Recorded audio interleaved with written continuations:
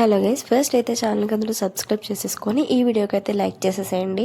So నేను last వీడియోలో అయితే చెప్పాను కదండి, మేమైతే హైదరాబాద్ అయితే వెళ్ళాము, అక్కడ నుంచి బాసర వెళ్ళడానికి అని చెప్పి అని. సో ఇదైతే బాసర వెళ్ళిన రోజు అనమాట. సో మేము ఆ రోజు మార్నింగ్ 4కి అయితే లేచి ఫ్రెష్ అయిపోయామండి. అండ్ 5 అయ్యేసరికల్లా స్టార్ట్ అయిపోయాము అనమాట. సో అక్కడ నుంచి 4 అవర్స్ అయితే జర్నీ ఉందండి బాసర అనేది.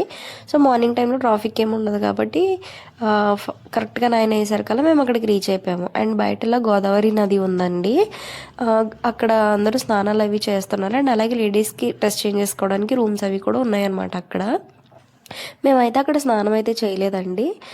జస్ట్ వెళ్ళి అలా కాళ్ళు కడుక్కొని పాపకి కొన్ని వాటర్ అలా మీద జల్లేసి తీసుకెళ్ళిపోయామన్నమాట.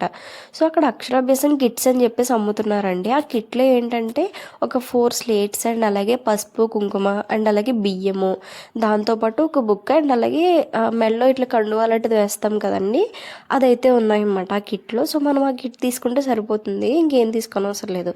సో బయట ఇట్లా క్లాక్ రూమ్ అయితే ఉందన్నమాట సామాన్లు పెట్టుకోవడానికి. అండ్ వీడియో అయితే ఇక్కడ వరకే అలో చేశారు. సో నేను ఇక్కడ వరకు అయితే వీడియో తీశాను.